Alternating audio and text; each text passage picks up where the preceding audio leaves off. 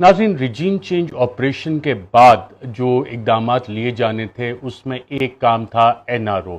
जिसको इमरान खान NRO 2 कहते हैं। अगर NRO 1 को देखा जाए तो बिल्कुल उसी तरह से NRO 2 का अमल भी हो रहा है और इसकी अगली फेजेस भी आप देखते जाएंगे। और इस फेज़ में आज जो इतलात आएंगे, इसहाक डार उनकी ज़मानत एक्सेप्ट हो गई है और 7 अक्टूबर तक उनको ज़मानत दी गई है। दोबारा आएंगे पाकिस्तान, इनको इश्तिहारी डिक्लेयर किया हुआ था अदालतों ने। अब वो आएंगे पाकिस्तान और उन्हें गिरफ्तार नहीं किया जाएगा। और लंदन में जो इतलात हैं,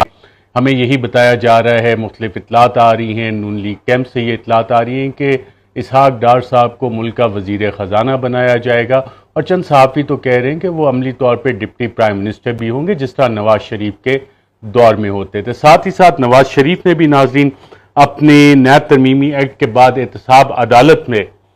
50 करोड़ से कम जो मालियत के केस हैं नैब तरमीमी एक्ट के बाद, उसमें भी उन्होंने अदालतों से रिलीफ मांग लिया। ये हम आपको पहले ही बता चुके हैं कि नवाज शरीफ का मुतालबा है कि मुझे भी लेवल प्लेइंग फील्ड दी जाए और अगर इंतखाबात में जाना है तो इमरान खान को नाअहल किया जाए, कम अज़ कम 2-3 दिन के लिए पाबंद सलासिल किया जाए और मुझे वापस आके नून लीग की इलेक्शन कैंपेन लीड करने दी जाए। और ये मुतालबात पाकिस्तान मुस्लिम लीग नवाज़ ने बाकायदा तौर पे जो हलके हैं उनको कन्वे कर दिए हैं। कुछ ऐसे हलके भी हैं जिनका सियासत से कहने को ताल्लुक़ नहीं होता, कुछ ऐसे हलके हैं जो बाकायदा तौर पे सियासत करते हैं और समझते हैं कि हमारा रोल ये सियासत करना ही है, उन्हें सियासतदान कहते हैं। और पाकिस्तान में बहुत बड़े बड़े सियासतदान हैं, लेकिन चंद ऐसे सियासतदान हैं जो अपने ऊपर सियासतदान का लेबल लगाए बगैर बहुत अच्छी सियासत करते हैं। और तमाम सियासतदान जो हैं उन बड़े सियासतदानों की बातचीत सुनते हैं और बड़े ऑर्गेनाइज किस्म के ये बड़े वाले सियासतदान हैं जो अक्सर सामने नहीं आना चाहते। अब ये कौन से सियासतदान हैं पाकिस्तान की तारीख़ पे नाज़रीन अगर नज़र डाली जाए तो ऐसे बैकग्राउंड प्लेयर्स हमें बहुत सारे मिलते हैं जिन्हें व्हीलर डीलर कहा जाता है। पाकिस्तान में जो एक सिस्टम बना हुआ है, कमीशन एजेंट होता है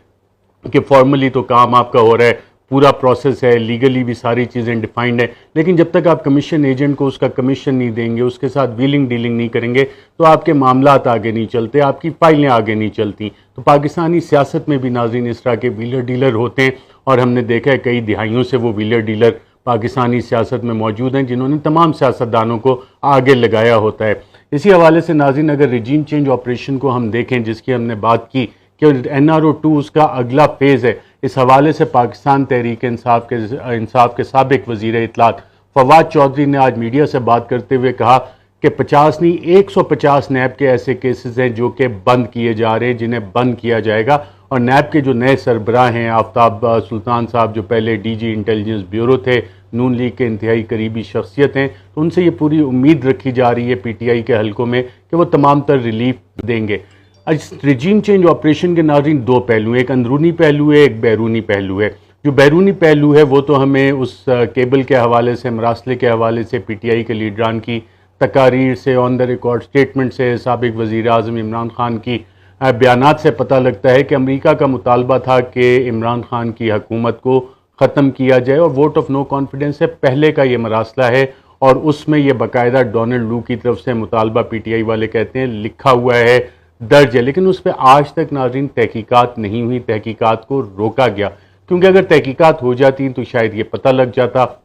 जो इमरान खान सवाल कर रहे हैं कि वज़ीर आज़म तो मैं था, तो फिर ये डोनाल्ड लू कह किसको रहा था कि इमरान खान को हटाओ, इमरान खान को हटाओगे तो फिर मामलात बेहतर होंगे। और हमने देखा कि सदर जो बाइडन जो कि माजी में भी पीपल्स पार्टी के दौर में आए और नवाज शरीफ साहब से भी उनकी मुलाकातें होती रही, उन्हें पाकिस्तान में इनके अदवार में मेडल्स भी दिए गए, हाईएस्ट पाकिस्तान के मेडल्स भी दिए गए। उनकी जो एडमिनिस्ट्रेशन है, जॉन कैरी जब माजी में आए थे, आसिफ जरदारी से उनकी मुलाकातें हुई रिजीम चेंज के हवाले से, हुकूमतें बनने गिराने के हवाले से, तो उस पिछली दिहाई में भी इनका किरदार था और वही एडमिनिस्ट्रेशन इस वक्त मौजूद है। और बिलावल भुट्टो के दौरे से ये बैरूनी कहानी शुरू होती थी और अब UN जनरल असेंबली की रिसेप्शन पे शहबाज शरीफ से बाइडन की मुलाकात भी हुई है। जी हाँ, वही सदर बाइडन जो इमरान खान के फ़ोन कॉल भी लेने के लिए तैयार नहीं था और फॉरेन ऑफिस इस हवाले से काम करता रहा कि कुछ राब्ता उनके साथ हो जाए, लेकिन वो नहीं हुआ। अब अमेरिका पाकिस्तान के हवाले से जो स्ट्रेटजी है, जो कोल्ड वॉर एक नई दुनिया में शुरू हुई है, पाकिस्तान हम ये कह सकते हैं कि जो एक बैलेंस फॉरेन पॉलिसी जो इमरान खान लेके चलना चाह रहे थे, शायद अभी तक के वाक़यात हमें बता रहे हैं कि उसका ज़्यादातर झुकाव जो है شاید امریکہ کی طرف آ رہا ہے دوبارہ سے، اور اس میں ہم پھر اسی چیز پہ اکتفا کر رہے ہیں کہ شاید چند بلین ڈالر ہمیں مل جائیں گے۔ لیکن زیادہ بڑی بات ناظرین یہ ہے کہ پاکستان کا 30 ارب ڈالر کا نقصان ہو چکا ہے۔ کیا 30 ارب ڈالر کی ہمیں امداد ملے گی، یا جس طرح یونائٹڈ نیشن ڈیولپمنٹ پروگرام کی ایک آنے والی رپورٹ میں یہ بتایا جائے گا کہ پاکستان کی ڈیٹ پیمنٹس کو ری شیڈیول کر دیا جائے، تو حکومت پاکستان کی کیا پرائرٹیز میں وہ چیز شامل ہے، یا کہ پرائرٹیز میں شامل صرف عمران خان ہے، ٹارگٹ عمران خان؟ جو ناظرین رجیم چینج آپریشن کے اندرونی محرکات ہیں، اس میں بھی بہت سارے فیکٹرز ہیں، اور اندرونی محرکات جب ہم دیکھتے ہیں کہ NRO-2 کا سلسلہ شروع کیسے ہوا۔ NRO-2 کا سلسلہ ناظرین شروع ہوا ایک مشہور زمانہ پریس کانفرنس تھی مریم نواز کی 2019 میں، جس میں انہوں نے بتایا تھا کہ میرے پاس ویڈیوز ہیں، چند اہم لوگوں کی ویڈیوز ہیں، اور اگر کسی نے نیسٹی پلے کیا تو اسے لگ پتہ جائے گا۔ لیکن آج تک یہ نہیں پتہ لگ سکا کہ ویڈیوز ان کے پاس، مریم نواز کے پاس کون سی ہیں، کن کی۔ اور اس دور میں نے پاکستان تحریک انصاف کے وزراء سے پوچھا بھی، احتساب کا عمل اس کو جس طرح سے متاثر کیا گیا، کیسز اس کے بعد سلو ڈاؤن ہونے شروع ہوئے، اور اس کے بعد نون لیگ کے ریلیف کا سلسلہ شروع ہوا۔ نون لیگ کا ریلیف تو یہ چل ہی رہا تھا، پھر نواز شریف اور مریم نواز کے حوالے سے محمد زبیر، بہت کارپوریٹ سیکٹر کا بھی ان کا کافی ایکسپیرینس ہے، سابق گورنر سندھ بھی رہ چکے ہیں، کافی فلوئنٹ ٹاکر بھی ہیں، تو ان کی ایک ملاقات ہوئی تھی، ایک نہیں بلکہ 2 ملاقاتیں ہوئی تھیں chief of the army staff سے، اور ان 2 ملاقاتوں میں انہوں نے معاملات کیا رکھے تھے، کئی گھنٹوں پہ طویل ملاقاتیں تھیں، کافی اچھے کھانے بھی ان ملاقاتوں میں چلے تھے، رات گئے تک یہ ملاقاتیں جاری رہی تھیں، اور ان ملاقاتوں میں جو مطالبات تھے جو محمد زبیر نے chief of the army staff general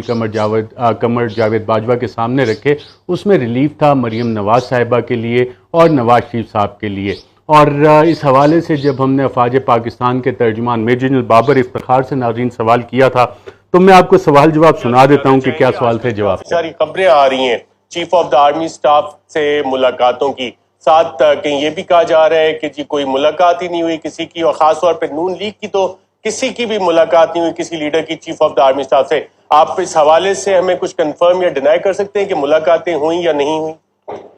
میں اس کی زیادہ ڈیٹیل میں تو نہیں جاؤں گا، مگر چیف آف آرمی سٹاف سے ملاقات کے حوالے سے میں یہ ضرور واضح کر دوں کہ محمد زبیر صاحب نے 2 مرتبہ چیف آف آرمی سٹاف سے ملاقات کی، ایک دفعہ اگست کے آخری ہفتے میں، اور دوسری مرتبہ 7 ستمبر کو ان کی چیف آف آرمی سٹاف سے ملاقات ہوئی، جس میں DGI بھی موجود تھے، اور دونوں ملاقاتیں ان کی درخواست پر ہی ہوئیں، اور دونوں ملاقاتوں میں انہوں نے میاں نواز شریف صاحب اور مریم نواز صاحبہ کے حوالے سے ہی بات چیت کی۔ ان ملاقاتوں میں جو بھی بات چیت ہوئی، آرمی چیف نے ان پہ واضح کر دیا کہ جو بھی ان کے لیگل مسائل ہیں وہ پاکستان کی عدالتوں میں حل ہوں گے، اور جو سیاسی مسائل ہیں ان کا حل پارلیمنٹ میں۔ ان معاملات سے فوج کو دور رکھا جائے۔ میں اس بارے میں اس سے زیادہ مزید کچھ نہیں کہنا چاہوں گا۔ جی ناظرین، یہ 23 ستمبر 2020 یعنی ایگزیکٹلی آج سے 2 سال پہلے